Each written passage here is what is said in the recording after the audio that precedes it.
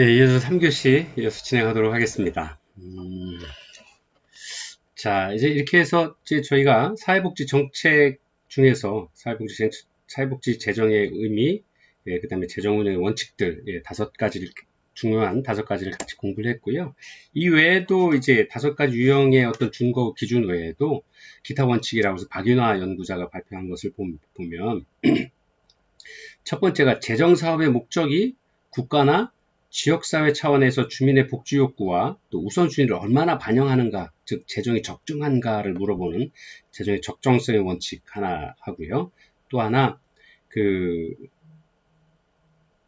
재정사업의 수행이 대상계층의 욕구 충족에 얼마나 효과를 미쳤는가에 대한 재정의 효용성 문제까지도 2가지 재정의 효용성에 관한 기타 원칙들도 재정 분석의 중요한 원칙이 될 것이다 라고 제안을 하고 있습니다. 자, 이어서 이제 재정의 운용의 효과들을 좀 한번 보려고 하는데요. 복지 재정을 운용을 해서 이제 과연 우리 사회에 몇 가지의 효과들을 좀 가지게 될 거냐 하는 거죠. 복지 재정을 운영하는 목적은 바로 가장 중요한 목적은 1차적인 목적이라고 하는 것은 사회 문제 해결을 위한 사회복지 정책의 집행이다라고 이해할 수 있겠죠. 그러나 이런 것뿐만 아니라 사회에서 발생하는 각종의 사회적 위험과 문제를 해결하고 그런 문제들에 대한 예방 또 발생된 문제의 어떤 해결을 위해서 복지 재정을 적절하게 운영하는 노력들이 요청이 되고 있죠.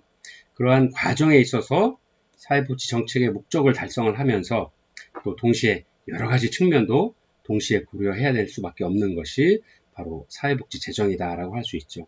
왜냐하면 그 국민적인 관심이 또 들어있기도 하고요. 또 이러한 것들이 그럴 수밖에 없는 게 저뿐만 아니라 그 국가의 국민이라고 하면 누구나 부담하고 있는 조세에서 그러한 재정들을 지출을 하고 있기 때문에 그런 것들이죠. 그래서 더욱이 이제 복지 재정 규모가 아까 말씀드린 것처럼 35%를 넘어가는 국가 예산의 35%를 넘게 차지하고 있는 이러한 상황에서 복지 재정 규모가 커지고 또 국민 경제와 개인의 삶에 미치는 영향이 지대하기 때문에 이러한 측면에서도 관심을 좀 가져야 된다라는 것들입니다. 또 하나 이제 그 복지 재정을 운영하면서 우리가 가장 경계해야 될 부분들이 하나가 무엇일까요? 바로 이제 많은 문제들이 되고 있습니다만 특히나 그 복지 재정의 큰 흐름들이나 방향들을 결정하는 어떤 정치적인 이익이나 어떤 목적들을 달성하기 위해서 복지 재정들을 오남용한다거나 이제 복지 정책의 어떤 정치적인 어떤 목적이나 의도를 가지고 지출을 하게 되는 어떤 이런 과정들이 좀 학문적인 어떤 입장에서는 굉장히 좀 경계해야 될 대상 중에 가장 큰 첫 번째다라고 이야기를 할 수 있습니다.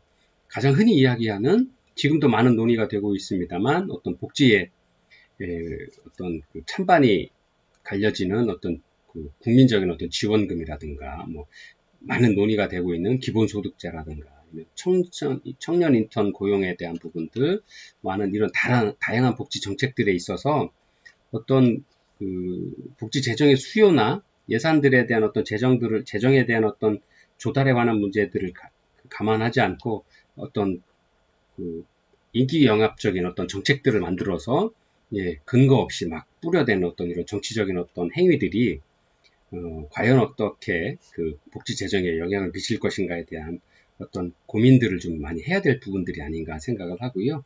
또 이제 흔히나 이제 그 지방분권화 제도로 인해서 지방자치단체장들이 재정 운영을 진행을 하게 되는 책임을 지게 되는데 이러한 많은 분야에 있어서 인기 영합적인 어떤 그 정책을 만들어낸다거나 아니면 인기나 투표를 감안해서 어떤 선심성, 포퓰리즘적인 어떤 정책들을 새로 만들어서 재정에 대한 어떤 지출을 발생하게 한다거나 하는 것들이 아주 좀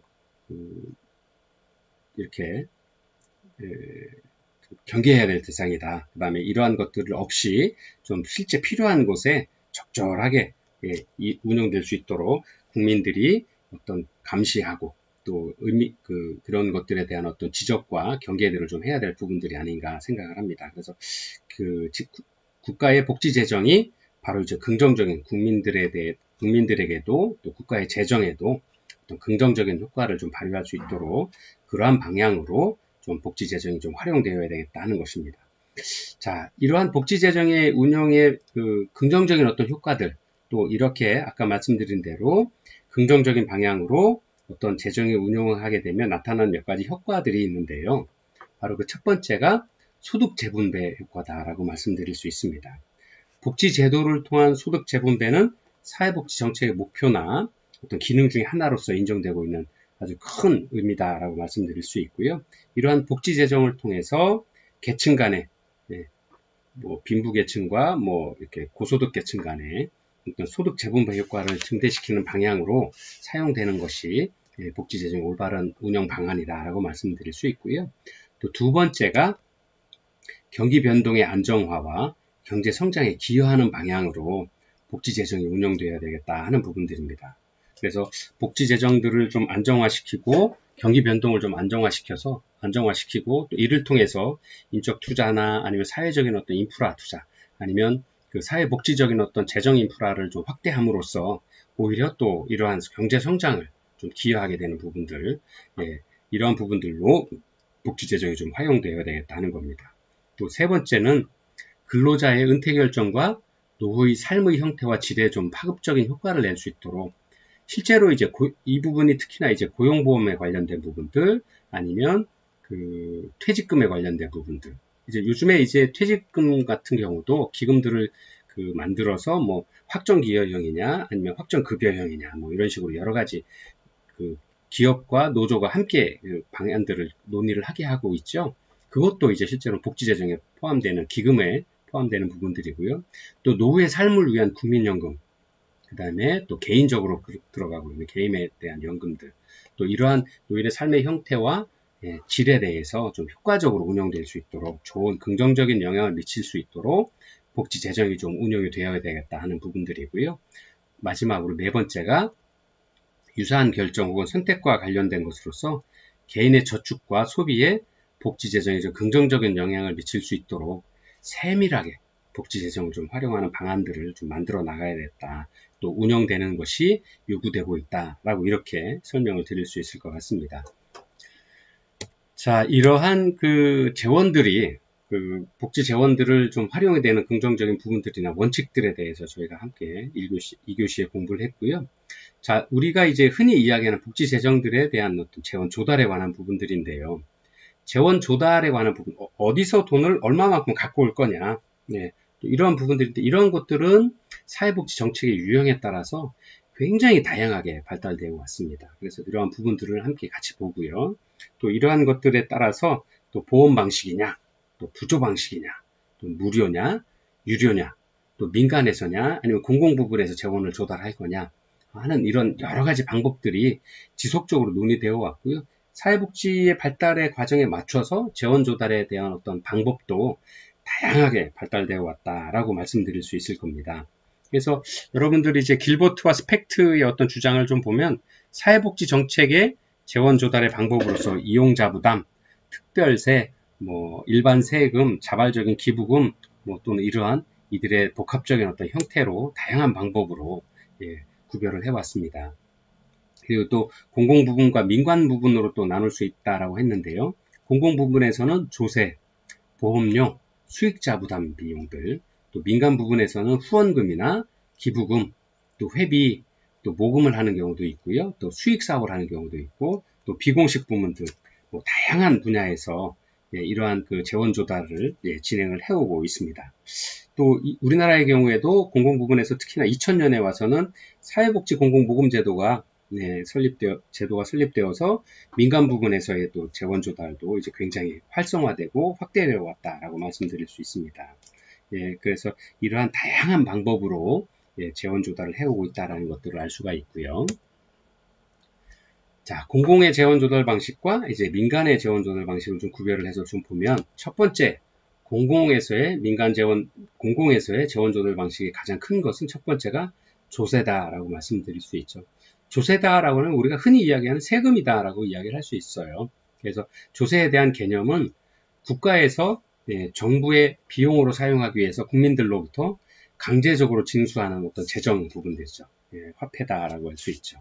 그래서 조세는 일반 조세, 또 이제 우리가 흔히 이야기하는 국세나 지방세, 또 목적세, 직접세와 간접세, 뭐 누진세, 역진세, 소득세, 재산세, 소비세 등으로 굉장히 다양한 부분에서의 세금들을 저희 국민들로서 국가에 구성된 국민들로서 납부를 하고 있죠. 그래서 저도 이제 뭐 이렇게 급여 생활자들은 거의 다 빚을 살 건데요. 예를 들어서 급여를 뭐 어느 날짜 받는다 그러면 벌써 그 다음 날 뭐 일부 원천 징수하는 부분들은 이제 뭐 그 사용자와 뭐 그 납부자가 일부 부담해서 가지고 있다가 국가에 바로 기관에서 납부하는 경우도 있고요. 또 저한테 날라오는 각종 세금 고지서들에 맞춰서 자동이체 시켜놔서 보통 이제 월말이 되면 급여를 받게 되면 바로 그 다음날 자동으로 쫙 빠져나갈 부분 빠져나가고 하면 약간 지금 제 기준으로는 약간 한 40% 정도는 이제 예를 들어 100만 원을 받으면 실제 이제 하루 지나고 나면 그 다음날 한 60만 원 정도 남는 것 같아요.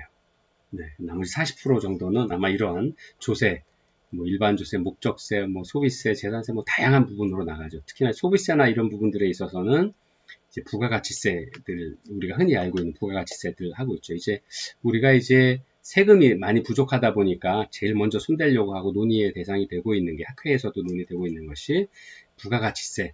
외국의 경우에는 부가가치세가 15%에서 많은 경우에는 20% 가까이 되는 선진국들도 많이 있습니다만 우리나라는 부가가치세가 아직도 아주 오랜 기간 동안 10%에 머물고 있죠. 그래서 여러분들이 보통 물건을 사면 부가세라고 포함해서 물건을 살 때 10원, 100원짜리 물건을 사면 10원이 포함되어 있는 부가세가 있어서 뭐 110원을 낸다거나 아니면 100원 안에 벌써 부가세 10%가 포함이 되어 있어서 100원을 책정을 하게 되는 거죠.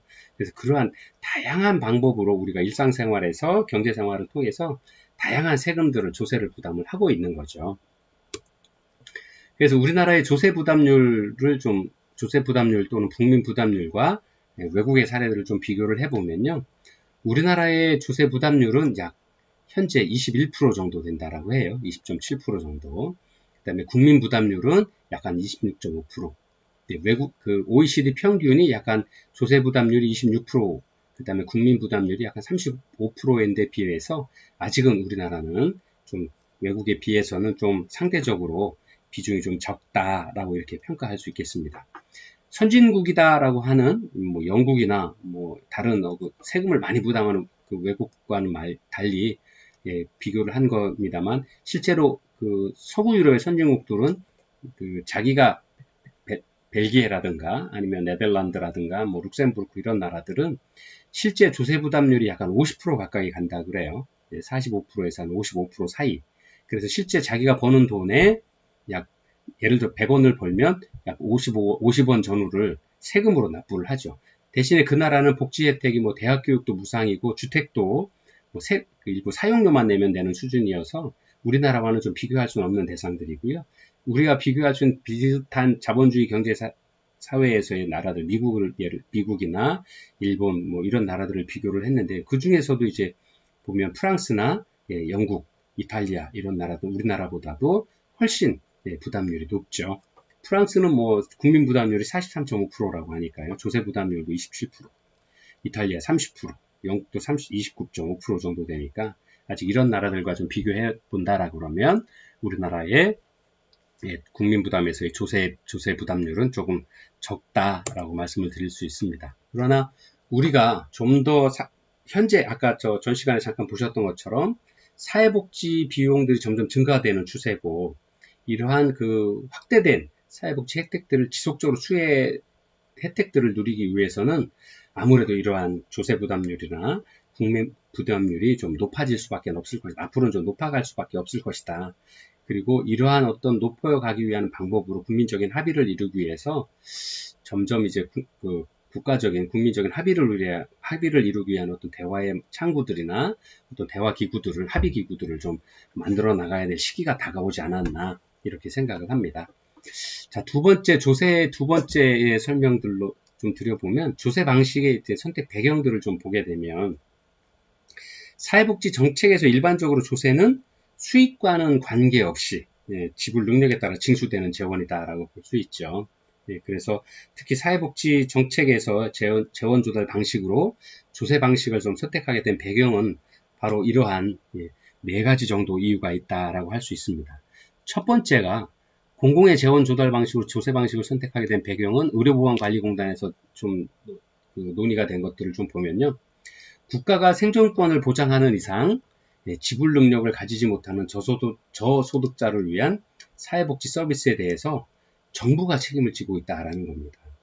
예, 누구도 책임을 지죠. 그 다음에 우리가 사회복지 정책의 역사를 좀 보아왔을 때 그 전에는 뭐 각각 그 개인들이 공식적인 부분을 뺀 비공식적 부분, 가족, 이웃, 친지들이 생존권을 저소득자라든가 아니면 이웃 친지들을 보살펴 왔다라고 하는데 점차 국가, 지역, 그 사회의 모습들이 변화되고 발전되고 하면서 국가라는 형태의 어떤 그 조직들을 갖추게 되었고요. 이 국가가 이러한 저소득자들이나 사회적 취약계층들을 보살피는 책임들을 다양한 사회복지 정책들을 만들어냄으로써 그 책임들을 갖게 되었다라고 하는 거죠.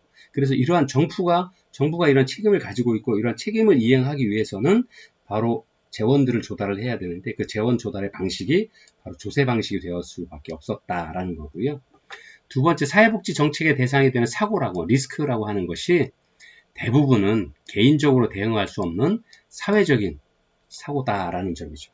이제 개인적인 사고에 대한 책임들은 개인이 지는 사회가 되었죠. 그래서 개인이 개인의 리스크를 부담하기 위해서 뭐 여러 가지 뭐 개인적인 연금이라든가 아니면 개인적인 보험이라든가를 들게 되는 거고, 이러한 어떤 규모를 개인이 부담할 수 있는 규모를 벗어나는 어떤 규모들, 실제로 우리나라는 경제적인 어떤 방법에 있어서는 1970년대에 경제공황, 20년, 30년대의 경제공황, 또 미국의 사례에서도 보았고요. 또 우리나라의 사례에서는 1970년대에 한참 경제가 성장하고 있는 단계에서 우리나라가 5.1 쇼크, 5.1 대공황, 유가 대공황을 겪은 적이 있었죠. 그래서 우리나라는 정말 국민들이 모두 힘을 모아서 열심히 일을 하고 있지만 외부의 어떤 외부적인 요인에 의해서 경제 성장들이 이루어지지 않고 또 이러한 저경제 성장 구조화에서 사회적인 어떤 취약계층이나 저소득계층들이 양산되는, 그래서 이분들을 보살피기 위한 어떤 정책적인 어떤 부분들이 바로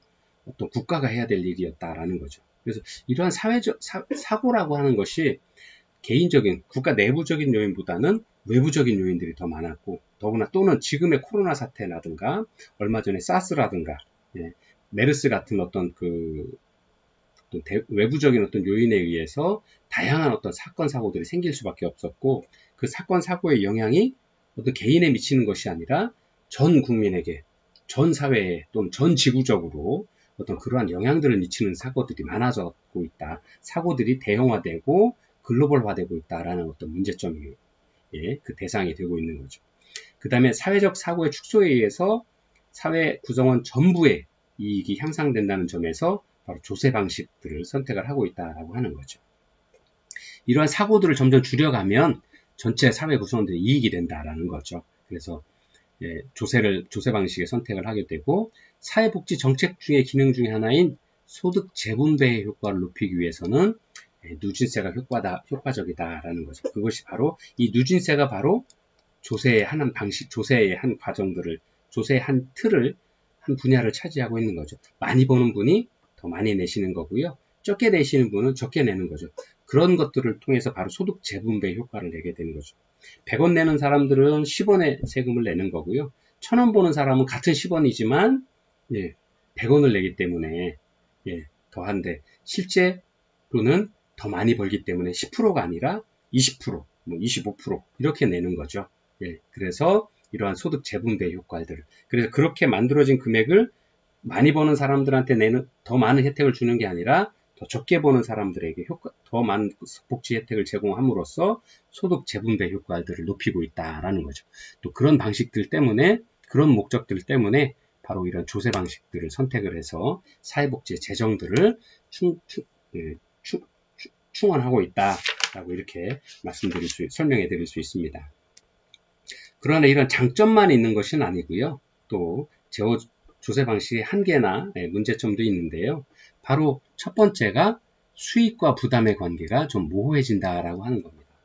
일반 조세 방식은 징수하게 되는 거니까요. 강제적으로 징수하게 되는 거니까, 예, 일반 징수에 따르는 의무감이 좀 약화될 수 있다라는 것들입니다. 예, 그래서 재정규율이 좀 상실된다라는 전문적인 용어들을 하게 되는데요. 사회복지 재정의 안정이 바로 약화될 가능성이 존재한다라고 하는 겁니다. 그래서 내가 많이 냈음에도 불구하고 내가 받는 수익이 없으면 내가 이거 꼭 내야 돼? 라고 하는 반감이 생길 수 있는 거죠. 그래서 이런 것이 바로 의무감이 약화된다라고 이야기를 하는 건데요. 바로 그런 게 좀 많이 쌓이게 되다 보면 재정의 안정성이 좀 약화될 수 있다. 그게 바로 조세 방식 한계로 다가오고 있다라는 거고요. 또 두 번째는 정부 재정의 낭비적인 부담을 피하기 위해서 급여의 작용 요건으로서 자산조사 방식을 따르는 경우가 많고 이때 행정의 자의적인 개입이 초래되기 쉽다 하는 거죠. 그래서 이 재정들을 좀 효과적으로 활용하기 위해서 서비스를 제공받는 복지 수혜자가 되기 위해서는 일정한 어떤 테스트를 조사를 받게 되는 거죠. 그래서 실제로 이분이 이 복지 혜택들을 예를 들어서 국민기초연금 제도를 좀 예를 들면 국민기초연금에 대한 어떤 기초 자산조사를 하게 되죠. 그래서 이분이 우리가 이야기하는 저소득층인지를 확인을 하기 위한 어떤 자산조사를 하게 되는데 이 자산조사를 한 과정에 있어서 행정적인 어떤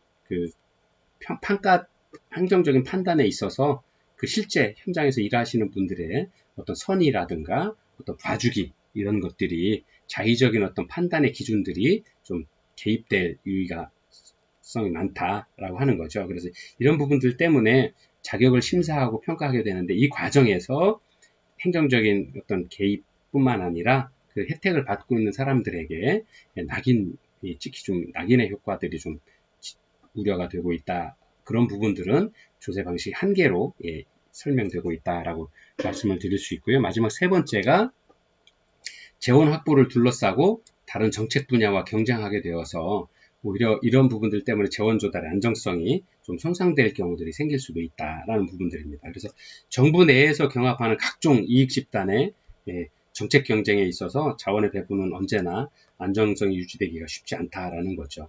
그래서 상황에 따라서 재원이 배분되는 것들이 어떤 과정들이 좀 급변할 수 있고 또 장기적인 정책 목표들을 수립해가는 과정에 있어서 좀 조세 방식 한계가 드러나는 경우도 있다라고 이렇게 설명을 드릴 수 있겠습니다.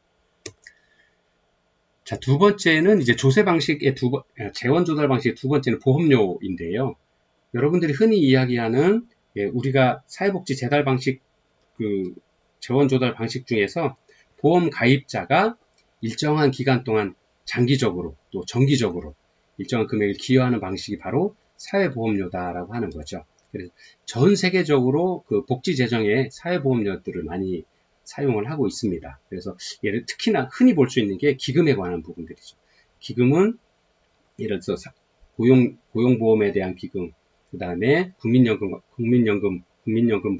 또 의료보험, 그 다음에 산재보험, 이런 것들은 보험이라는 명칭들을 사용을 하고 있죠. 그래서 이러한 것들은 사회보험으로서 강제적으로 국가에서 법률을 통해서 강제적으로 조세도 아닙니다만 강제적으로 보험료를 징구를 하게 되는 거고 저희는 다 납부를 하게 되는 거죠. 또 이러한 또 보험 가입자, 의무보험 가입자로 가입이 되어서 일정한 자격을 갖춘 의무보험 가입자로 자격을 갖추게 되고 또 그렇게 되면 약정된 기간 동안 또는 근로를 하는 기간 동안 고용되어 있는 기간 동안 아니면 의료 혜택을 받아야 되는 기간 동안 그 기금을 보험료를 강제적으로 납부를 하게 되는 거죠. 그래서 이러한 것들을 이제 일정하게 기여하는 방식이다라고 이야기를 하고 있습니다. 그래서 전 세계적으로 사회보험 제도의 확대와 함께 사회보험료가 더욱 중요한 사회복지 재원으로 자리매김되고 있습니다.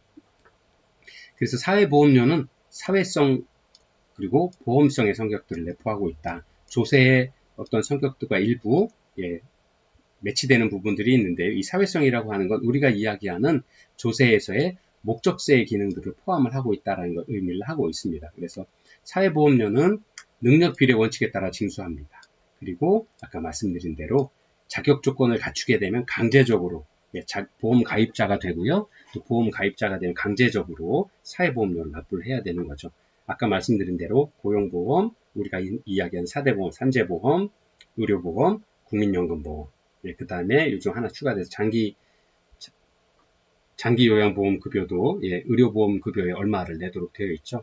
그래서 능력비례 원칙에 따라 징수를 합니다. 그래서 예를 들어서 급여를 많이 받는 직급이 높으신 분들은 예, 더 많은 예, 보험료를 납부를 하시죠. 그래서 그 자기 받는 급여의 몇 프로, 그래서 그런 걸 납부를 하고요. 그 다음에 또 이제 사용자도 일부 부담을 하죠. 예, 그 고용보험, 국민연금 같은 경우에는 뭐 개인이 4.5%, 기업이 4.5%에서 9%의 기여율을 맞춰서 기금을 적립을 하게 되는 거고요. 그런 것들이 모여져서 이제 사회보험료로서의 예, 공공재원 조달 방식으로 선택이 되고 있습니다. 자, 공공재원 조달 방식의 고려사항들은 첫 번째, 보험료의 부과 기준 소득을 어떻게 할 거냐 하는 것입니다. 그래서 사회복지 정책의 재원으로서 사회보험료를 활용할 경우에는 일반적으로 검토되는 사항들이 바로 첫 번째, 보험료의 부과 기준 소득이라고 할 수 있는 거죠. 그래서 일본의 의료보험 중에서는 피용자 보험에서는 피용자의 정규 수입, 즉 표준 보수를 부가소득 기준으로 하고 있고요. 이러한 것들을 보았을 때 피용자가 임금 총액이나 보수보다도 기존 범위가 좁고 자산소득이나 이런 것들을 한 소득액보다 훨씬 적은 범위이기 때문에 이 때문에 피용자의 보험료는 소득 역진적으로 진행이 된다. 즉 무슨 말씀이냐? 예를 들어서 기존에 받고 있는 수입, 뭐 상여금도 받고 뭣도 받고 하는 다양한 어떤 수당들을 받고 하는 실제 보험료들은 더 크게 되는 거죠. 예. 그러나 이런 것들은 다 제외하고 실제 기준으로 예를 들어서 그 근로 기준을 맺어서 뭐 우리가 흔히 현장에서 얘기하는 기본 소득 얼마냐? 제가 이제 급여 받는 부분들을 이렇게 하다 보니까 수당을 제외한 기본 소득이 얼마냐? 그 기본 소득 표준 보수를 그 보험료의 부과 기준으로 만든다 하는 겁니다. 그래서 그 외에 수당이나 뭐 야간에 일을 더한다거나 아니면 뭐 그 식대라든가 아니면 교통비를 더 주는 경우에 있어서는 그런 부담들은 제외한 월 약정된 어떤 표준 소득만을 가지고 부가소득 기준으로 한다라고 하는, 그래서 그러한 어떤 기준들을 좀 가지고 있어야 된다라고 하는 거죠. 두 번째는 피용자의 부가기준 소득의 상한을 설정되고 있다라고 하는 겁니다. 그래서 무조건 뭐 한계가 오르는 게 아니라 뭐 일정 금액 얼마일 때는 몇 프로 이런 것들을 세금에 있어서는 다 정하고 또 사회보험에 있어서도 기준소득의 상한들을 만들어 가고 있다라고 하는 거죠. 그래서 표준보수가 어떤 수준을 좀 초과하게 되면 보험료 부담들을 정액화시켜 주는 거죠.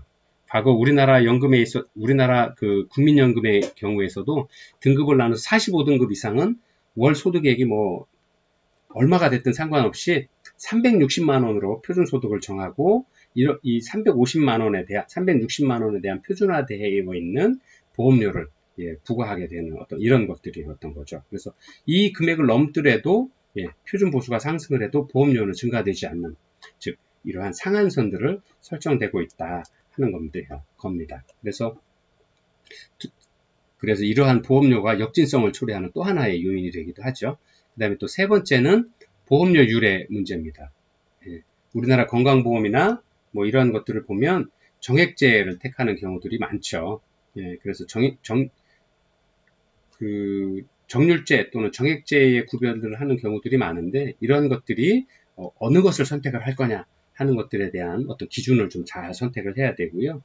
또 네 번째, 직장보험에 있어서 피용자와 사용자의 부담 비율에 관한 문제, 노사 균등부담 원칙들을 현재 하고는 있습니다만 이러한 것들을 좀 어떻게 좀 부담을 해낼 거냐 하는 것들이 좀 고민해야 될 사항들이 하나다. 그래서 현재로는 현재 부가기준소득은 이제 표준소득으로 부과를 하고 있고 또 피이용자의 부가소득 기준들을 전에는 이제 어느 등급으로 나눠서 기준을 정해놨었는데 이러한 기준들을 얼마까지 할 거냐, 그다음 보험료율에 대해서는 정률제로 할 거냐 정액제로 할 거냐, 또 직장보험이나 이런 것들에 있어서 사용자와 근로자의 부담 비율을 얼마로 할 거냐 하는 것들에 대한 어떤 선택들을 할 때 좀 사회 여건에 맞도록 또 보험료 기준에 맞도록 또 보험료의 어떤 목적에 맞도록 잘 합의된 선택들을 좀 잘 찾아야 된다. 그래서 가장 고민해야 될 부분들이 보험료율의 역진성이 되지 않도록 많이 냈으면 많이 받아야 되는 것도 당연하지만 그 기준이 사회적인 합의에 의해서 어느 정도의 기준들을 좀 가지고 있어야 되겠다 하는 것들이 실제 보험료 선택에서의 중요한 고려사항들이다라고 이렇게 설명을 드릴 수 있을 것 같습니다. 자, 이렇게 오늘은 여기까지 수업을 진행을 해서 재원조달 7교시 7주차 수업을 마무리를 하고요. 다음 주 건강한 모습 8주차에 이어서 수업을 진행하도록 하겠습니다. 다음 주에 뵙겠습니다.